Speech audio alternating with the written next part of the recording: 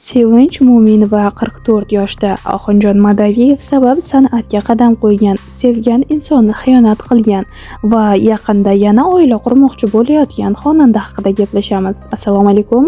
Kanalimizga xush kelibsiz. Videomiz ostida bir dona like tugmasini bosishni va qo'ng'iroq tugmasini bosib qo'yishni ham unutmang. YouTube platformasida eng ko'p qidiriladigan o'zbek xonandasi deya ta'riflanadigan Sevinch Mo'minova 30-iyun kuni 44 yoshni qarshiladi. Nafaqat xonandalikda, aktrisalikda ham omadi kulgan ijodkorning muxlislari nafaqat O'zbekistonda, balki butun Markaziy Osiyoda bor.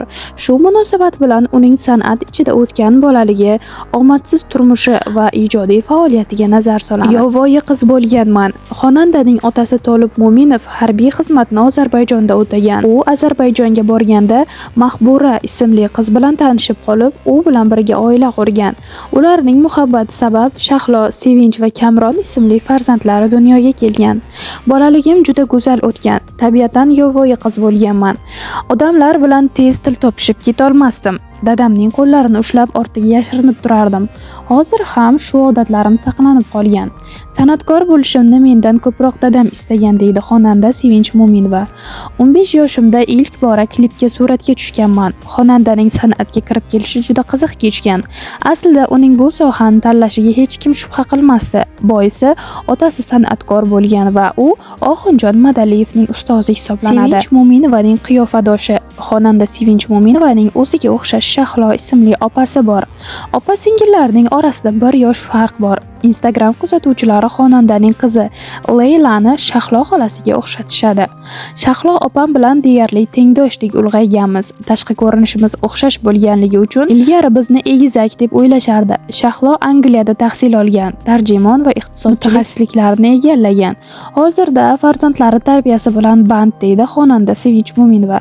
Sevinch YouTube'da qancha daromad oladi? Xonanda internet qirolichasi deya ta'riflanishi bejiz emas, chunki u qidiruvlar tizimida eng ko'p izlanadigan o'zbek xonandalaridan biri hisoblanadi. Bundan tashqari Ne bo'ldi qo'shig'i 38 million marta 2026-yilning 1-iyul holatiga ko'ra tomosha qilingan. Mazkur qo'shiq Baxt uchun million filmiga soundtrack sifatida ijro etilgan. Aslida u plagiat qo'shiq bo'lgan. Sevinchdan avval uni hind, turk va grek xonandalari ham ijro etishgan. Qo'shiq matni esa shoira Gulbahor Mo'minova qalamiga mansub. YouTube'dan topadigan daromadimiz u qadar yuqori emas. Oyiga $1000 dan pul keladi, deydi xonandaning otasi Tolib Mo'minov. Dars ketgan munosabatlar. Sharof Muqimov bilan Sevinchning turmushi. 2010-yildagi yulduzlarligining to'yi katta shov-shuvlarga sabab bo'lgandi. Hatto Sharof Muqimov va Sevinch Mo'minovaning nikoh oqshomining video disklari sotuvga ham chiqarilgandi. Sharof avvalgi intervyularida bo'laveradi deb uylanmaslik kerak ekan debdi. U emas, aslida men mayli bo'laveradi deb turmushga chiqqandim-ku. To'yni to'xtatmoqchi bo'lganim esidan chiqib qolibdimi? Unashtirilgandek. To'yimiz aniq edi, lekin bir kunda bir marta xabar olib qo'ng'iroq qilmasdi. Men bilan qiziqmasdi. Sevmasligini, mehri yo'qligini o'sha vaqtdan sezardim. Chaqirib to'yni to'xtatmoqchiligimni aytganimda ham menga emas, senga har xil gaplar keladi degandi. Farqi yo'q, dedim. Endi baxtimni topganimda meni tashlab ketma deb yig'ladi. Sodda bo'lib o'sha ko'z yoshlariga ishonibman, lekin har biri soxta ekan, deydi xonanda. 1 oylik kelinchakligimda qattiq do'pposlagan. Sevinch yangi kelinlik paytida Sharof uni qattiq kaltaklagani haqida ham gapirdi. Qaynonam boshida meni yoqtirardi. Yaxshiyam vodiydan kelin qilgan ekanmiz. Qo'l oyog'i chaqqon, shirin so'z ekan deb onamga qo'ng'iroq qilib rahmat ham aytgan. Bilmayman qanday qilib meni yomon ko'rib qoldi. Oilada qanday gap so'z bo'lsa ham umuman gap qaytarmaganman, chunki onam meni shunday tarbiyalagan. Bir marta gap qaytarganman. Unda ham bu uydan ket, yo'qol deb haydaganida, yo'q ketmayman, erim ket desa keyin ketaman deganman. Shunda ham erim degan so'zim yoqmagan. Juda qattiq gap eshitganman. 1 oylik kelinchak paytimda Sharof qattiq do'pposlagan. Uyga kelayotganda qo'ng'iroq qilganim uchun. Yonida do'sti bo'lgan. Kelyapsizmi deganimni eshitgan va xotiningni hozirdan qattiq ushla, esini kirgizib qo'y. Sendan qo'rqib tursin deb maslahat bergan. Yarim kechasi uyga kelib do'pposlagan. Urmagan joyi qolmagan. Dod-voy ovozini eshitib, uydagilardan hech kim chiqmagan. Xo'rligim kelib narsalarimni yig'ishtirib ketaman deganimda yana kechirim so'rab olib qolgan, deya eslaydi Sevinch Mo'minova. Uyimizdan begona ayolning kiyimini topib olganman. Afsuski, yulduzli juftlikning baxtli onlari uzoqqa cho'zilmadi. oilada dunyoga kelgan qizaloq ham ularni saqlab qola olmadi. Sevinch to'ydan so'ng 5 oy davomida qaynotasi bilan bitta uyda yashagan. So'ng turmush o'rtog'i bilan alohida uyga ko'chib o'tgan. Shu vaqtdan e'tiboran oilamiz buzilishni boshladi. Chunki Sharof bir kun men bilan yashasa, bir kun ota-onasi bilan yashardi, deydi Sevinch. Ajrashishimizga sabablarini aytsam, begona qizlar bilan yozishardi. Isbotlarigacha bor. Onamni ko'rgan Farg'onaga bir haftaga ketib qaytib kelganimda uydan ayollarning upasini topganman. Meniki emasdi. Janjal ko'tarmaganman, faqat so'raganman. Do'stim klipga suratga tushgandi. Grimyorniki cho'ntagida qolib ketgan ekan, shu tushib qolgan shekilli degan.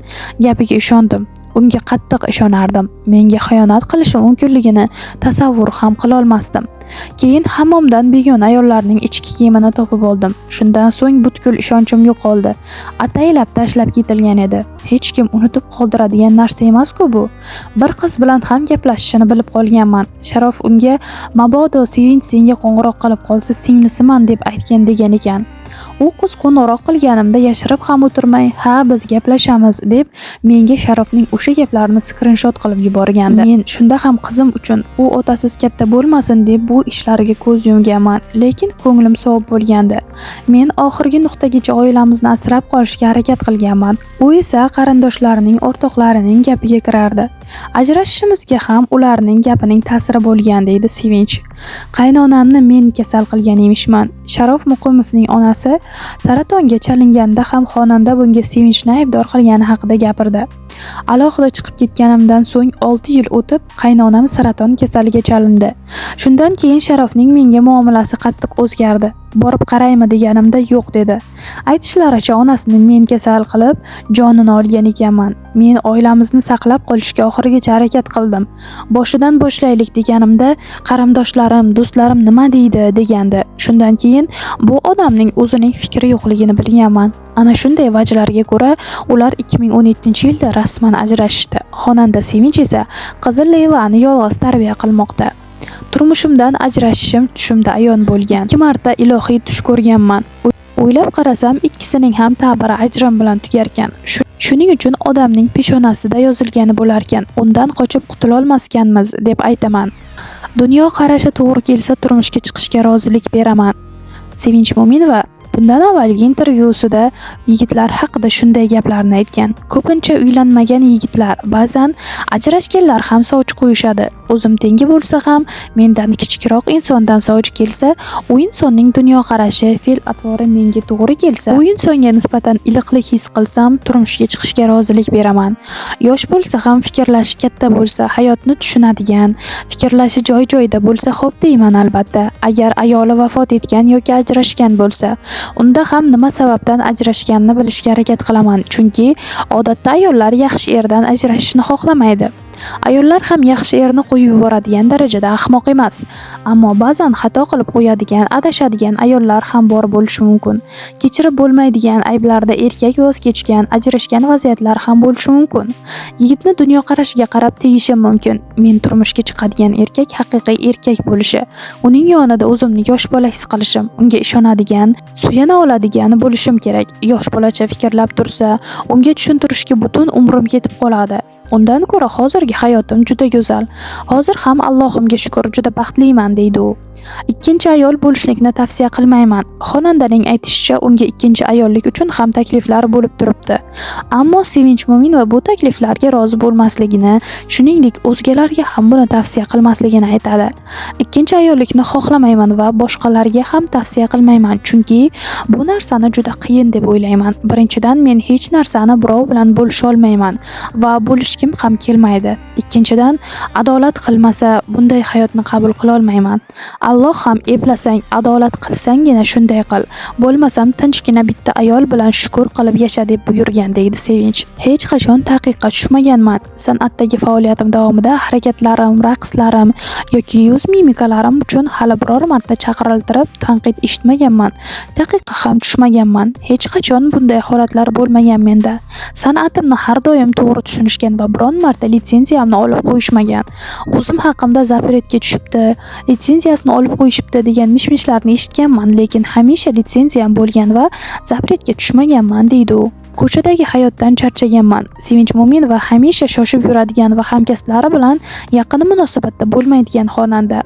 U bizga bergan intervyusida buning sababini qizi deya ko'rsatadi. Qizim tug'ilganida 4 yil jamiyatdan uzilib, bor e'tiborimni farzandimga qaratganman. Haqiqatdan ham shoshib yuraman. San'atkorlar bo'ladigan ko'p davralarda ishtirok eta olmayman. Chunki shovqin va ko'cha hayotidan charchaganman. Sokin hayotimda qizim, ota-onam bilan bo'lsam bo'ldi. Ilgari gastrol safarlariga ham ko'p borardim. Hozir konsertni yoki to'yni o'tkazib uyga shoshilaman. Balki bu onalik mehridir, deydi xonanda Sevinch Mo'minova. Eslatib o'tamiz, sal avval Instagram ijtimoiy tarmog'ida Sevinch Mo'minovaning to'yi bo'layotgani haqida mish-mishlar tarqalgandi. Va Sevinch Mo'minovaga turli xildagi gullar va turli xil sovg'alar noma'lum yigitdan jo'natilayotgandi. Bu qanchalik rost va haqiqatga yaqinligini keyingi intervyuda kutib qolamiz. Bizdan uzoqlashmang, kanalimizga obuna bo'ling va like bosishni unutmang.